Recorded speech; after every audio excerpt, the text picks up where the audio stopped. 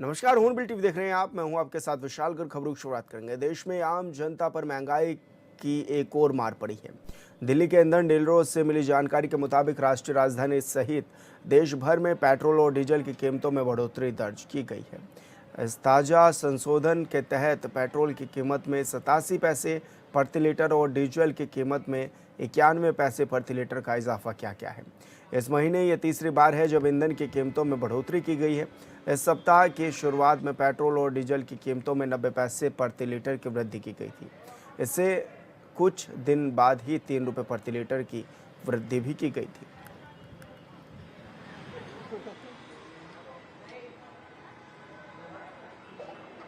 तो नई दरें आज सुबह 6 बजे से लागू भी हो गई हैं और सीएनजी का रेट भी दिल्ली में बढ़ा है। 1 रुपये प्रति किलोग्राम पर बढ़ाया गया है सीएनजी का रेट, जबकि 91 पैसे डीजल के रेट में बढ़ाए गए हैं। तो आम जनता पर महंगाई की एक और मार देखने को नजर आने लगी है।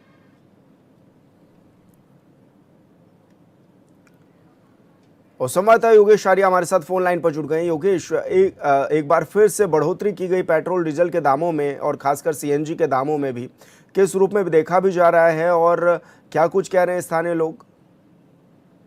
बिल्कुल देखिए विशाल, देश में आम जनता पर महंगाई की एक और मार देखने को मिल रही है। अगर देखा जाए तो दिल्ली से जिस तरह से ईंधन डीलरों की के अनुसार जो जानकारी मिल रही है, उसमें देखा जाए तो राष्ट्रीय राजधानी सहित देश भर में पेट्रोल डीजल की जो कीमत है उसमें लगातार बढ़ोतरी देखने को मिल रही है। और एक बार फिर जो है संशोधन की अगर बात की जाए तो पेट्रोल की कीमत में 87 पैसे प्रति लीटर और डीजल की कीमत में 91 पैसे प्रति लीटर का इजाफा जो है वो हुआ है।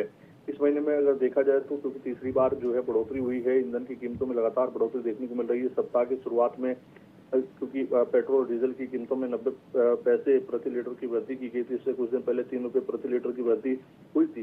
तो लगातार जिस तरह से वृद्धि हो रही है, आम जनता पर महंगाई की एक और मार जो है बिल्कुल निश्चित तौर पर माना जा सकता है। 10 दिन में तीसरी बार कीमतों में बढ़ोतरी हो रहा है, आम जनता की जेब पर पूरी तरह से असर पड़ता हुआ दिखाई दे रहा है। जी, तो ऐसे में स्थानीय लोग क्या कुछ कह भी रहे हैं? और क्योंकि जिस तरह से नो व्हीकल डे भी मनाया जा रहा है उत्तराखंड में, खासकर सरकारी विभागों में, तो क्या ये भी देखा जा रहा है कि अब लोगों ने वाहनों से चलना क्या कम कर दिया है? देखिए जिस तरह से प्रधानमंत्री ने अपील की थी कि जो है ईंधन को बचाने के लिए एक दिन का जो है इस तरह से किया जाए कि नो व्हीकल डे रखा जाए, जिसमें जो है या तो पब्लिक ट्रांसपोर्ट्स के माध्यम से या फिर इलेक्ट्रॉनिक व्हीकल के माध्यम से जो है इस तरह से अपने आवास से निकलकर जरूरी कामों पर पहुंचा जाए। तो उसको लेकर के जो है अधिकारी इस पर काम करते हुए नजर आ रहे हैं। कुछ लोगों ने भी इस तरह से इनका अपील का जो है पालन करना शुरू किया है। और लेकिन जिस तरह से दाम बढ़ रहे हैं, निश्चित तौर पर एक बड़ी चिंता है, क्योंकि लोगों के आम जो जीवन है उस पर जो है असर पड़ रहा है, उनकी जेब पर असर पड़ रहा है और जो है खर्च बढ़ता जा रहा है, लोगों की आमदनी उतनी ही सीमित हो रही है। तो ऐसे में कहीं ना कहीं लोगों के जीवन पर असर पड़ रहा है। लोग इस पर लगातार मांग कर रहे हैं कि कहीं ना कहीं इस पर जो है कंट्रोल किया जाए, सरकार इस पर ध्यान दे। जी बिल्कुल योगेश, आप बने रहिए हमारे साथ। पीएम की अपील के बाद उत्तराखंड में शनिवार को नो व्हीकल डे सचिवालय समेत कई सरकारी विभागों में ग्रीन अभियान भी चलाया गया है। बड़ी खबर आप तक पहुंचा रहे हैं। अधिकारी और कर्मचारी पब्लिक ट्रांसपोर्ट से पहुंचे दफ्तर। तो इलेक्ट्रिक व्हीकल और साइकिल के इस्तेमाल को भी बढ़ावा दिया गया है। ईंधन बचत और पर्यावरण संरक्षण को लेकर भी विशेष पहल की गई है। ये बड़ी खबर आप तक पहुँचा रहे हैं, जहाँ पर सचिवालय समेत कई सरकारी विभागों में ग्रीन अभियान भी चलाया गया। अधिकारी और कर्मचारी पब्लिक ट्रांसपोर्ट से दफ्तर भी पहुंचे इस दौरान। यह बड़ी खबर आप तक पहुंचा रहे हैं। नो व्हीकल डे मनाया गया है राजधानी देहरादून समेत उत्तराखंड के तमाम शहरों में, हिस्सों में। और ऐसे में ईंधन बचत और पर्यावरण संरक्षण को लेकर विशेष पहल भी की गई है।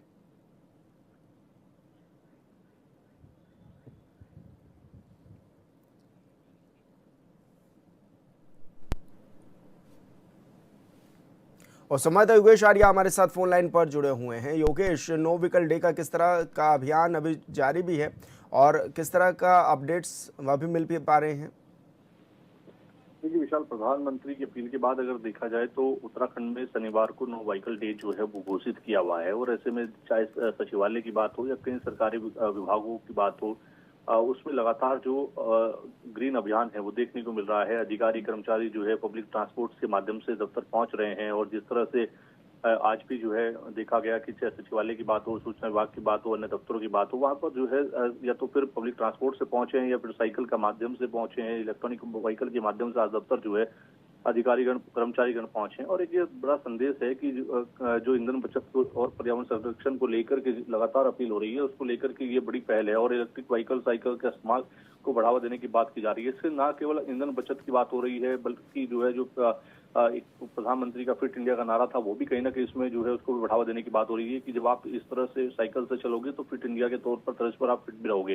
तो निश्चित तौर पर देखिए, पिछले शनिवार भी अगर हमने देखा तो अधिकारी सार्वजनिक परिवहन से कार्यालय पहुंचे थे और आज भी जो है उसी तरह से प्राइवेट जो पब्लिक ट्रांसपोर्ट है उनकी बात की जाए या फिर इलेक्ट्रॉनिक व्हीकल की बात की जाए। कुछ अधिकारी ऐसे थे जो साइकिल पर सफर करते नजर आए, चाहे सूचना विभाग के डीजी की बात की जाए, चाहे फिर अन्य अधिकारियों की बात की जाए, वो साइकिल से जो है दफ्तर पहुंचे। तो एक बड़ा जो है उन्होंने जो है विशेष पहल करते हुए एक अलग संदेश देने का काम किया है। और उन्होंने साफ तौर पर यह भी कहा कि सरकारी विभाग अगर इस तरह से जो है पहल कर रहे हैं तो निश्चित तौर पर लोगों को भी करनी चाहिए, ताकि प्रदूषण कम होगा और उससे एक संदेश अच्छा जाएगा और ग्रीन ट्रांसपोर्ट मॉडल जो है वो दिखेगा। जी बिल्कुल योगेश, बहुत शुक्रिया आपका तमाम जानकारी साझा करने के लिए। मुख्य चुनाव आयुक्त ज्ञानेश कुमार पहुंचे उत्तराखंड। देहरादून से उत्तरकाशी के लिए भी हुए रवाना। ये बड़ी खबर आप तक पहुंचा रहे हैं। मुख्य चुनाव आयुक्त उत्तरकाशी के सीमांत पोलिंग बूथ हरसिल का भी करेंगे निरीक्षण। तो आगामी विशेष गहन पुनरीक्षण की तैयारियों की भी समीक्षा करेंगे। ये बड़ी खबर आप तक पहुंचा रहे हैं, जहां पर मुख्य चुनाव आयुक्त उत्तराखंड दौरे पर हैं। उत्तरकाशी के लिए भी रवाना हुए थे और ऐसे में हरसिल का निरीक्षण करेंगे, पोलिंग बूथ का। तो आगामी विशेष गहन पुनरीक्षण की तैयारियों की भी समीक्षा करेंगे। यह बड़ी खबर आप तक पहुंचा रहे हैं, जहां पर मुख्य चुनाव आयुक्त ज्ञानेश कुमार उत्तराखंड दौरे पर हैं।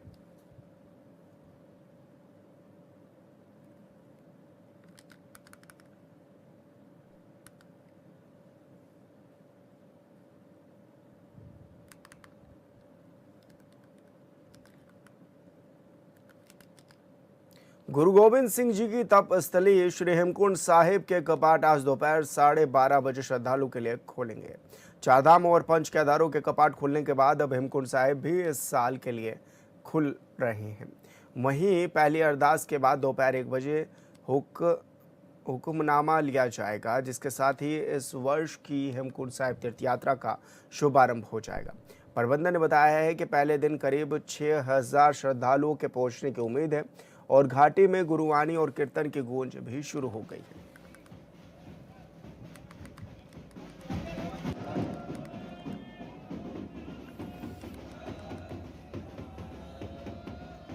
तो हेमकुंड साहिब के कपाट आज श्रद्धालुओं के लिए खोल दिए जाएंगे। कपाट खुलने के बाद पहली अरदास भी इस दौरान होगी और 6000 श्रद्धालुओं के पहुंचने के इस दौरान उम्मीद भी जताई जा रही है। तो वहीं घाटी में गुरुवाणी और कीर्तन की गूंज भी अब शुरू हो गई है। तो आज हेमकुंड साहिब के कपाट खुलेंगे श्रद्धालुओं के लिए।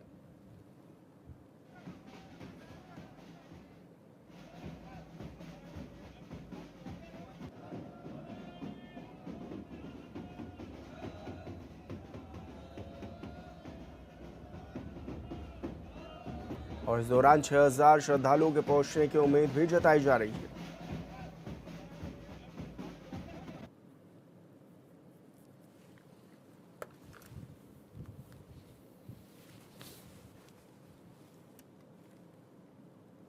और संवाददाता संजय कुंवर हमारे साथ फोन लाइन पर जुड़ गए हैं। संजय, आज हेमकुंड साहिब के कपाट भी खुल रहे हैं, किस तरह का उत्साह नजर आ रहा है श्रद्धालुओं में?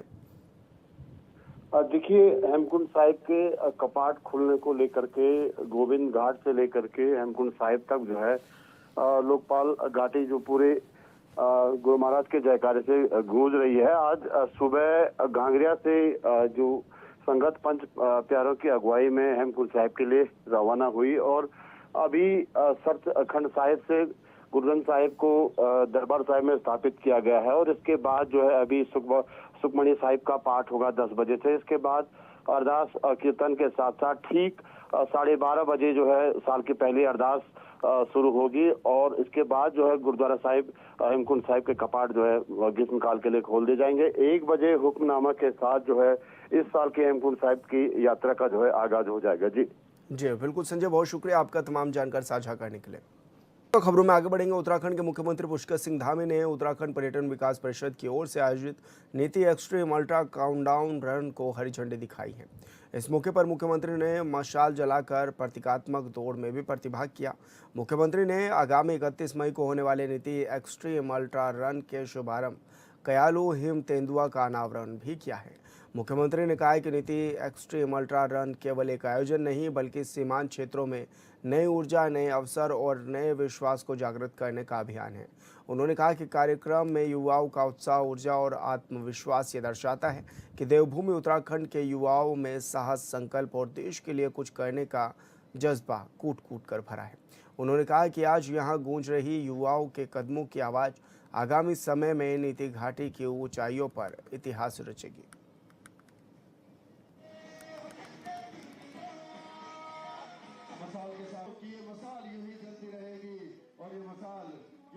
भारत माता की, भारत माता की।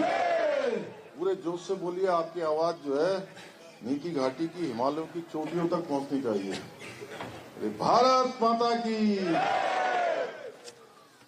नीति एक्सट्रीम अल्ट्रा 2026 काउंटडाउन के आज के इस अवसर पर यहाँ पर उपस्थित हमारे पर्यटन विभाग के सचिव श्री धीराज सिंह गर्ब्याल जी, अपर सचिव श्री नरेंद्र भंडारी जी और सभी उपस्थित हमारे आज इस नीति एक्सट्रीम अल्ट्रा रन के अवसर पर उपस्थित सभी हमारे प्रतिभागीगण, सभी मीडिया के मित्र, मैं आप सबका आज इस अवसर पर अपनी ओर से सबका बहुत स्वागत करता हूं, सबका अभिनंदन करता हूं। प्रातःकाल आप इतने बड़े जोश के साथ, उमंग के साथ यहाँ पर प्रातःकाल 6 बजे यहाँ पर एकत्र हुए हैं।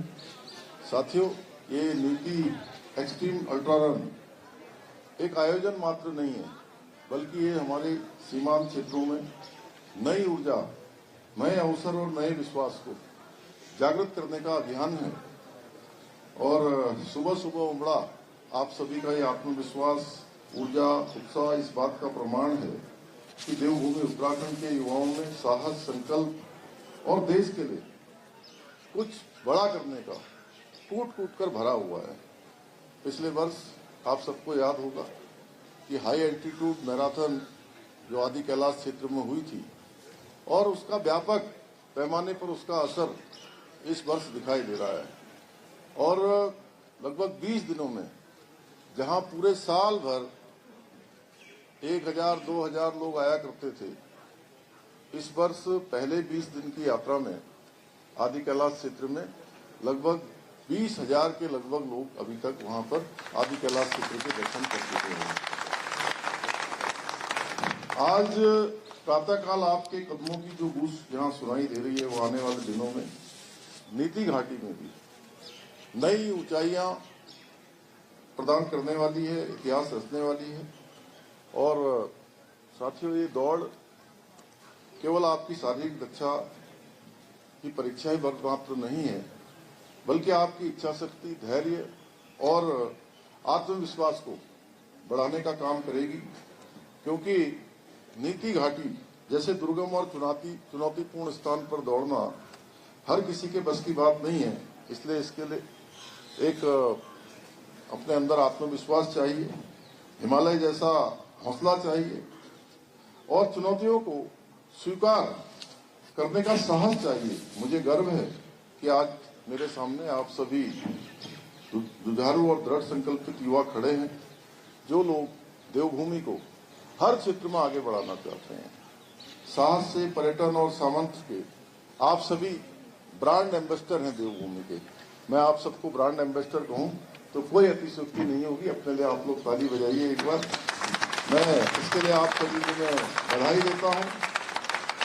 आप सभी जानते हैं हमारे उत्तराखंड का प्राकृतिक सौंदर्य और आध्यात्मिक शक्ति का प्रतीक मात्र उत्तराखंड नहीं है।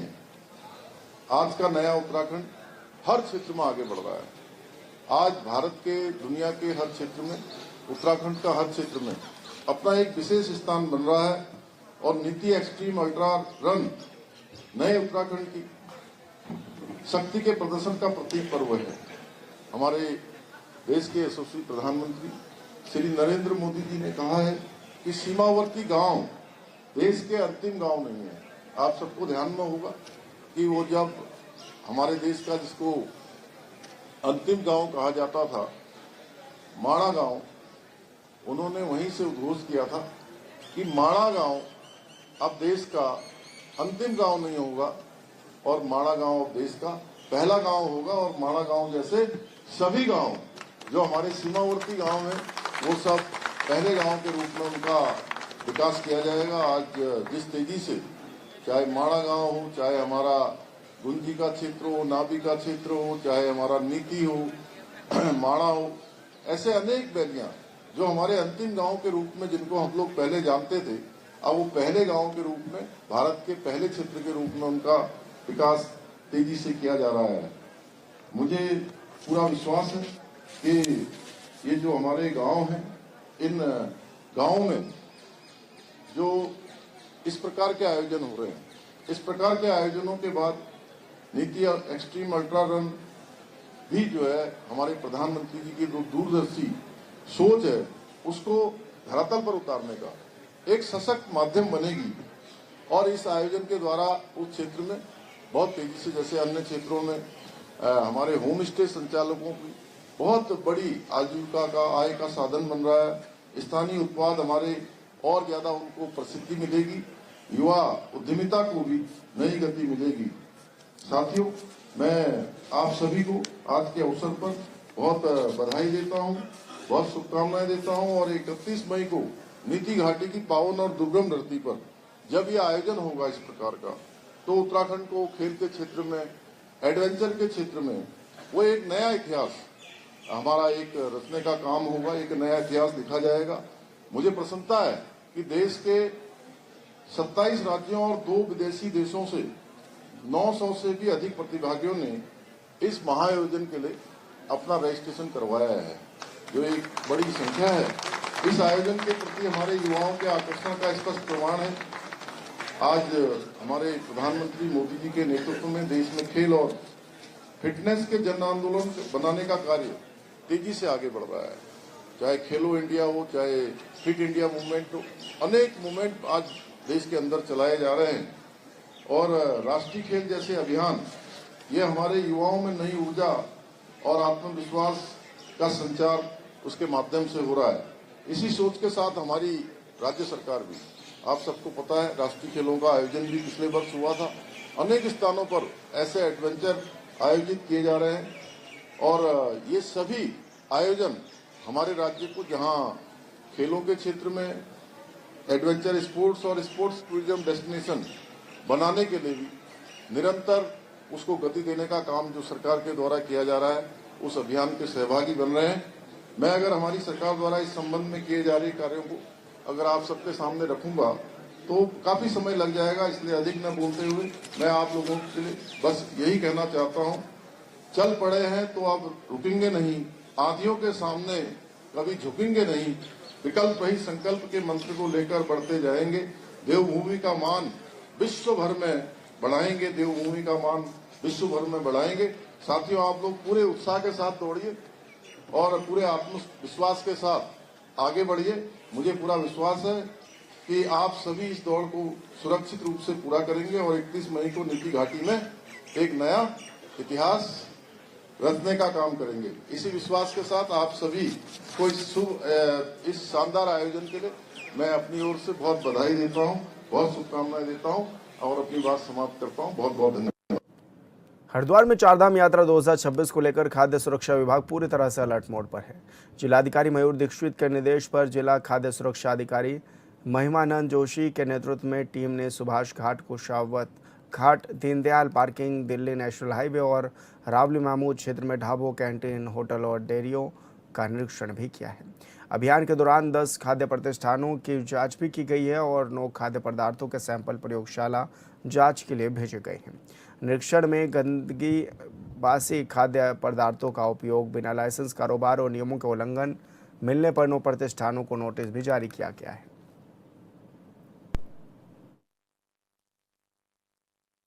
जिलाधिकारी महोदय के सख्त निर्देश है कि चारधाम यात्रा गर्मी के सीजन को देखते हुए जो खाद्य सामग्री है उसे खराब होने की आशंका से अधिक रहती है। इसी परिप्रेक्ष्य में हमारी टीम लगातार होटल, ढाबा, रेस्टोरेंट और निर्माण इकाइयों में निरीक्षण कर रही है और इसी परिप्रेक्ष्य हम लोग ने कई जगह सैंपल भी लिए हैं और जो अनहाइजीनिक कंडीशन में जो निर्माण कर रहे हैं अपने खाद्य सामग्री का, और उनके खिलाफ नोटिस भी जारी किए हैं और कई लोगों के मुकदमे भी हमने माननीय न्यायालय अधिकारी यानी एडीएम न्यायालय में दायर भी किए हैं। रुड़की में नई क्षेत्र अधिकारी के रूप में ओशिन जोशी ने कार्यभार संभालते ही अपने तेवर साफ कर दिए हैं। सीओ रुड़की ओशिन जोशी ने कानून व्यवस्था को और अधिक मजबूत बनाने के साथ साथ नशे के कारोबार पर बड़ी कार्रवाई के संकेत भी दिए हैं। उन्होंने साफ शब्दों में कहा है कि ड्रग माफिया, आपराधिक और समाज में भय का माहौल पैदा करने वाले तत्वों के खिलाफ सख्त अभियान चलाया जाएगा।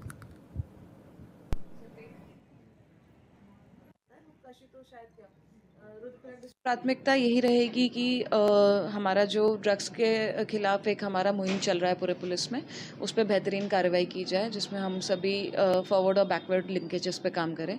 पुलिस अब आधुनिक हो गई है, कई मॉडर्न पोर्टल्स आ गए हैं, उनके माध्यम से भी हम जितना क्राइम को सॉल्व करने में हेल्प कर पाएँ उसको हम लोग लाएंगे यहाँ पे। साथ ही इसके अलावा इन्वेस्टिगेशंस की क्वालिटी, ताकि कोर्ट में मैक्सिमम कन्विक्शन हो, ये यहाँ पे मेरी प्रायोरिटी रहेगी इस क्षेत्र में। और हम सब मिलके मुझे लगता है इसमें एक अच्छा काम करेंगे। और फिलहाल इस बुलेटिन में मेरे साथ इतना ही। आप देखते रहिए हॉर्नबिल टीवी। नमस्कार।